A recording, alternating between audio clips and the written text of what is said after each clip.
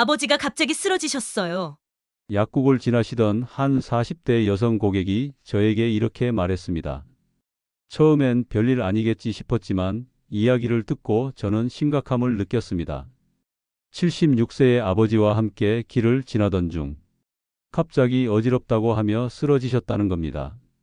잠깐 숨을 고르고 괜찮다고 하셨지만 가족들은 놀라 급히 응급실로 함께 모셔갔고 그곳에서 충격적인 이야기를 들었습니다.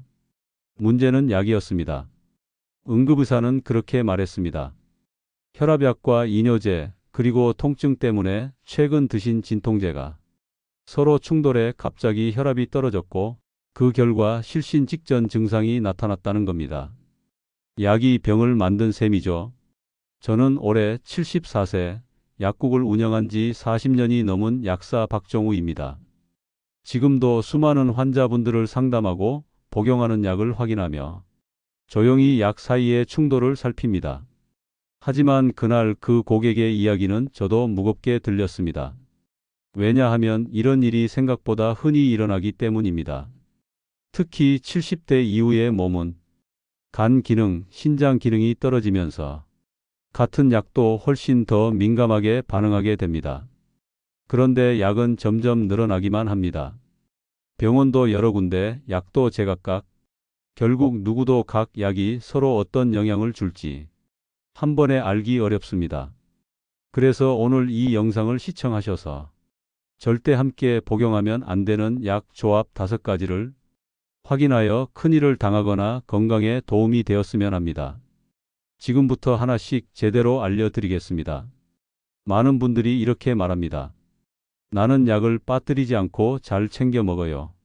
병원에서 다 처방받은 거니까 괜찮지 않나요? 하지만 제가 약국에서 가장 자주 듣는 말은 따로 있습니다. 왜 자꾸 어지럽죠? 가슴이 두근거리고 이유 없이 피곤해요. 그럴 때 저는 꼭 묻습니다. 혹시 지금 드시는 약 5가지 넘으시나요?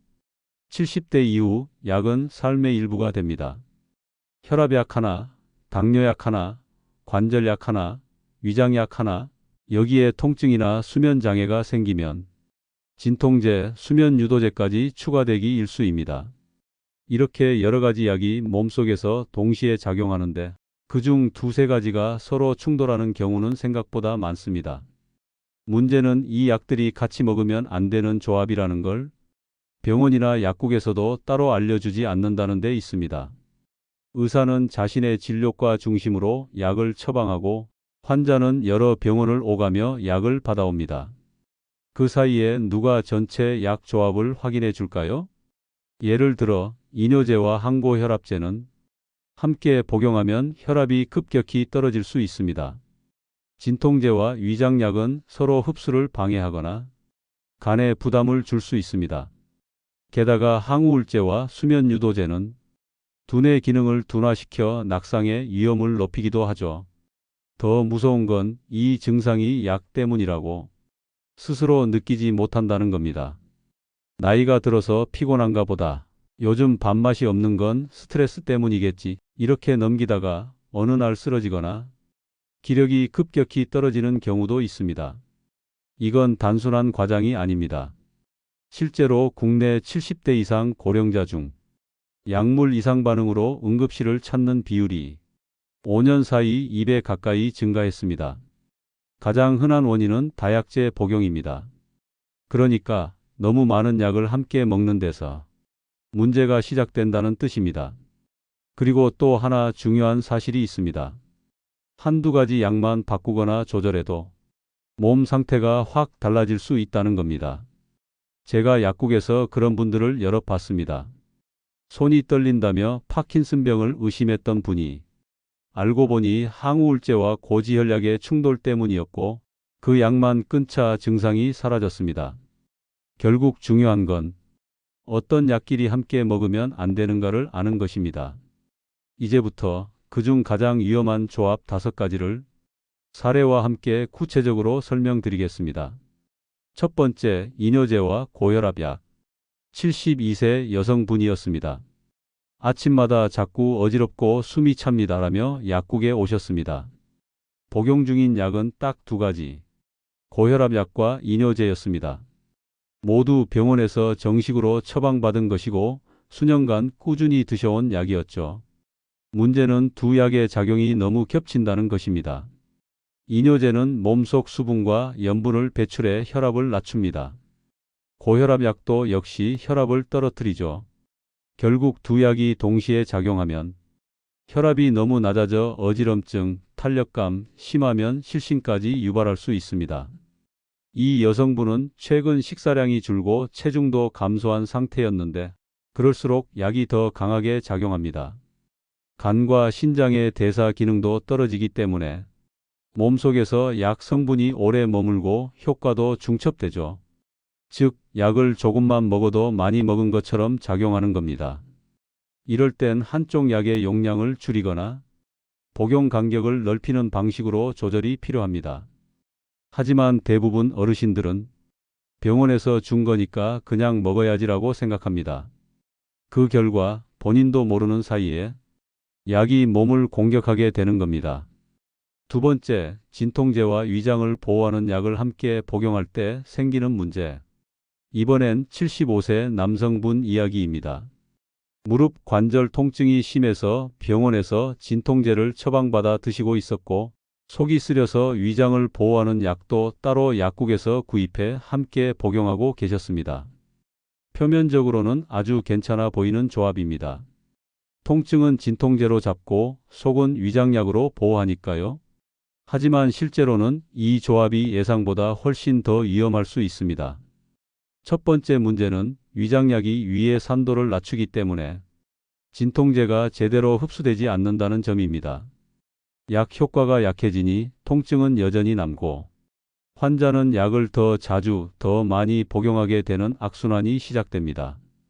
두 번째 문제는 위장을 보호하는 약이 속쓰림이나 구토 같은 진통제의 부작용을 겉으로 드러나지 않게 숨긴다는 것입니다.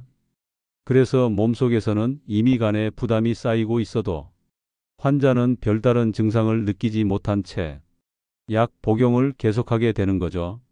세 번째는 위장약 자체가 장내 박테리아의 균형을 깨뜨릴 수 있다는 점입니다. 특히 나이가 들어 면역력이 떨어진 몸에서는 이런 불균형이 설사나 위염 증상으로 이어질 수도 있습니다. 실제로 이분도 어느 날 갑자기 소화불량이 심해졌고 병원 검사를 통해 간 수치가 크게 올라가 있다는 것을 알게 되었습니다.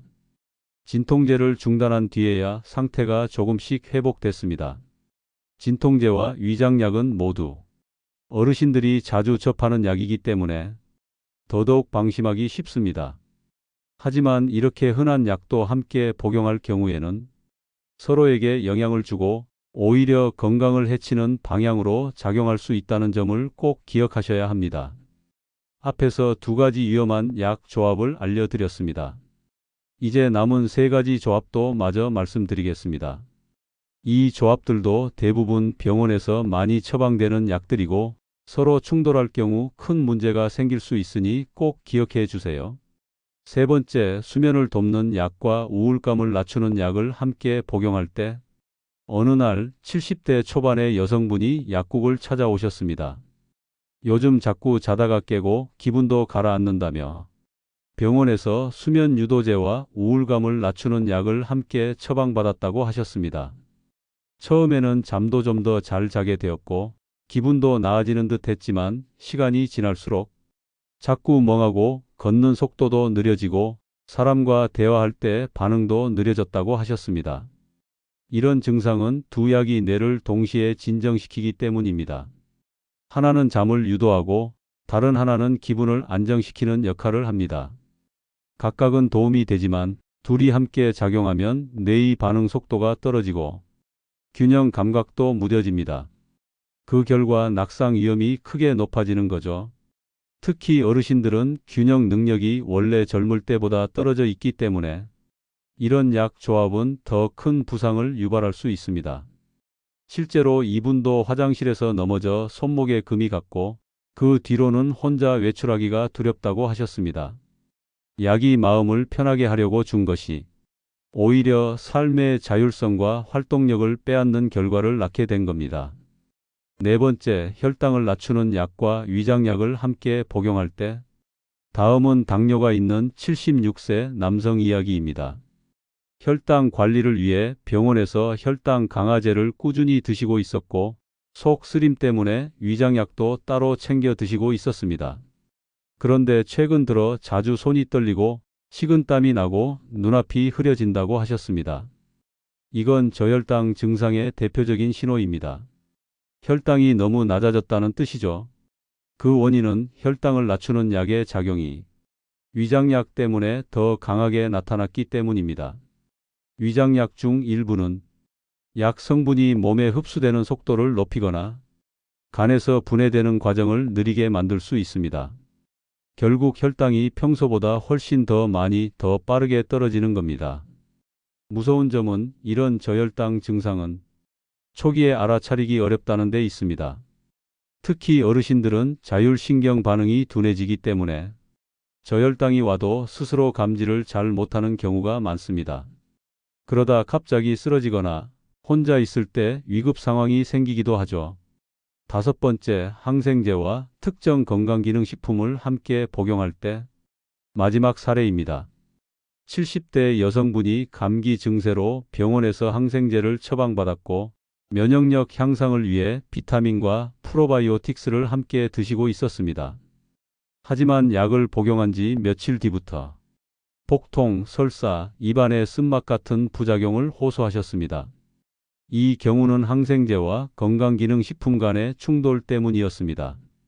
특히 유산균 제품이나 특정 비타민은 항생제의 흡수를 방해하거나 몸 안에서의 분해를 방해할 수 있습니다. 또 어떤 건강기능식품은 약 성분을 간에서 빠르게 배출시켜 약효를 떨어뜨리는 역할을 하기도 합니다. 결과적으로 약은 효과를 못 보고 부작용만 남게 되는 거죠. 특히 항생제는 일정한 농도로 일정 기간 복용해야 균을 완전히 제거할 수 있기 때문에 이런 방해는 치료 실패로 이어질 수도 있습니다. 지금까지 총 5가지 약 조합에 대해 사례 중심으로 말씀드렸습니다. 하나하나 살펴보면 다들 자주 먹는 약들이었습니다. 어렵거나 특이한 약이 아니라 병원에서 흔히 처방해주는 약, 약국에서 쉽게 살 수 있는 약들인데도 서로 부딪히면 큰 문제가 생길 수 있다는 걸 보셨을 겁니다. 그렇다면 이런 문제를 피하려면 우리는 무엇을 주의해야 할까요? 여기서는 실제로 도움이 되는 약 복용 수칙과 약국에서 꼭 물어봐야 할 질문들, 그리고 어르신들이 많이 헷갈려 하시는 부분까지 하나하나 차근차근 정리해 드리겠습니다. 1. 약은 시간표를 만들어서 드세요. 같은 시간에 여러 약을 함께 드시는 분들이 많습니다. 하지만 어떤 약은 식사 전에 먹는 게 좋고 어떤 약은 식후에 먹어야 부작용이 적습니다. 예를 들어 혈압약은 아침 식사 직후에 드시는 게 좋고 수면제는 반드시 자기 전 일정 시간 전에 복용해야 합니다. 진통제는 공복에 드시면 위에 자극이 강해질 수 있고 그럴 땐 우유나 간단한 빵과 함께 드시는 것도 도움이 됩니다.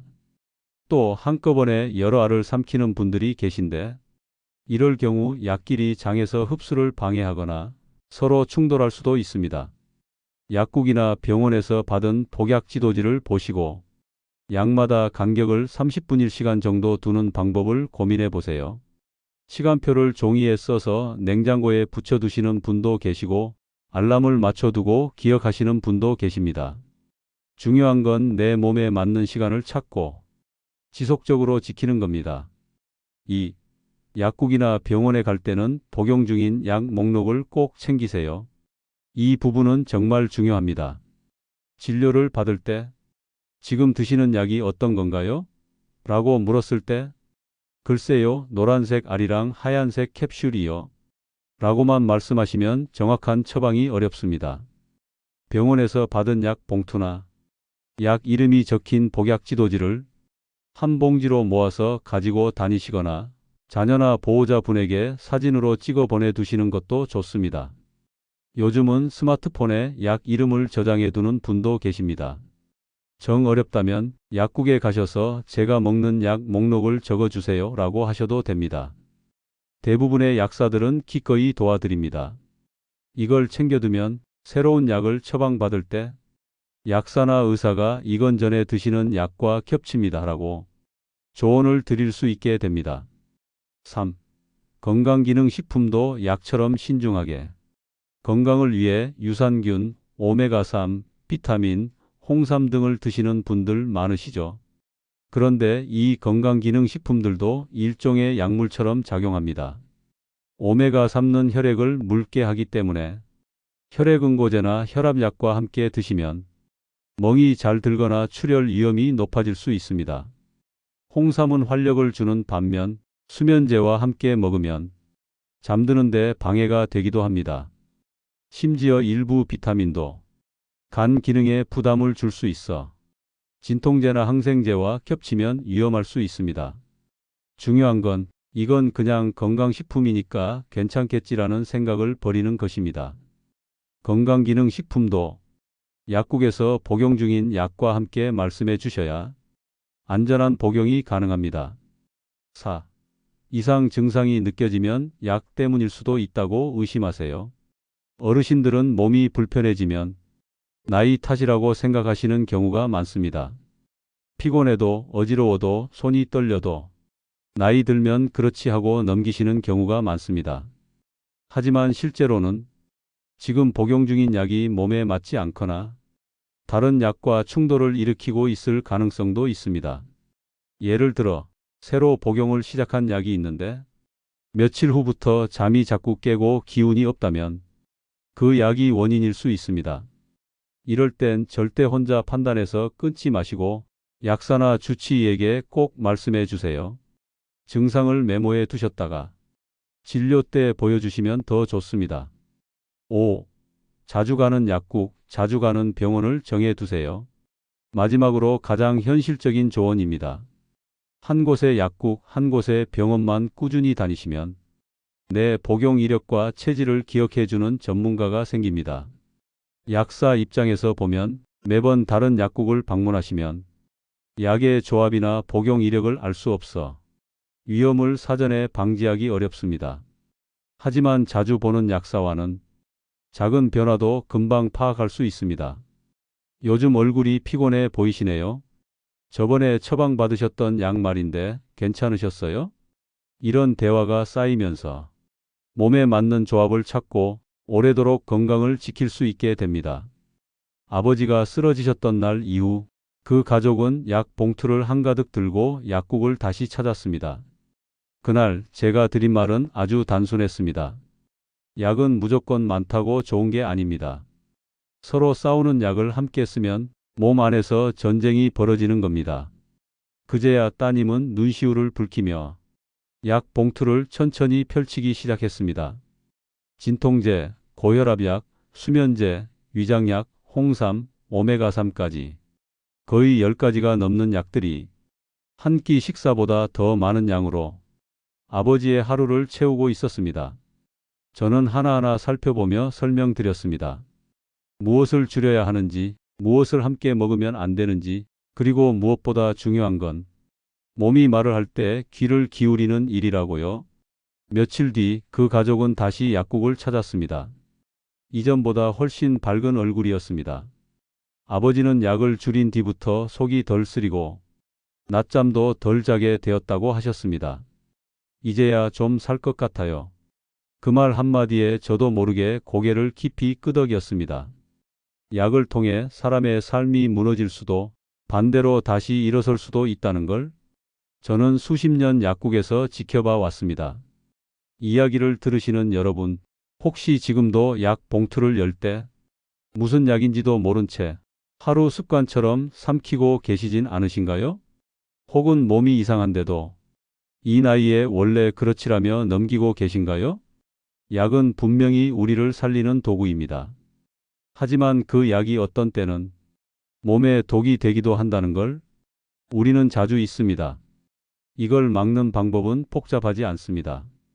내가 무슨 약을 먹는지 관심을 갖고 변화를 느낄 때는 전문가에게 묻고 기억이 나지 않으면 메모하고 내 몸에 대해 내가 더 잘 알아가려는 마음. 그것만 있으면 됩니다.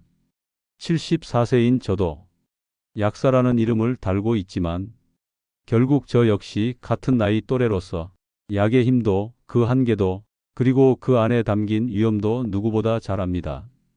누구보다 건강하게 살고 싶은 나이, 그러나 누구보다 약에 의존하게 되는 나이. 이 두 가지 마음 사이에서 우리가 할 수 있는 최선은 무조건 약을 끊는 것도 무조건 믿는 것도 아닌 스스로 알아보고 선택하는 일입니다. 이 영상이 여러분께 그 선택을 도와주는 작은 계기가 되었으면 합니다. 혹시 주변에 약을 많이 드시는 가족이 있다면 이 영상 내용을 함께 나눠주세요. 가끔은 그런 작은 관심이 큰 사고를 막아주는 역할을 합니다. 저는 오늘도 약국 문을 열고 여러분처럼 소중한 몸을 지키기 위해 약 하나하나를 살펴보는 분들과 이야기를 나눕니다. 그리고 늘 마음속으로 이렇게 다짐합니다. 약이 그분의 하루를 지켜주길, 약이 그분의 삶을 망치지 않길. 감사합니다. 건강은 내가 지키는 습관에서 시작됩니다. 건강한 하루가 되시길 바랍니다. 지금까지 약사 박정우였습니다.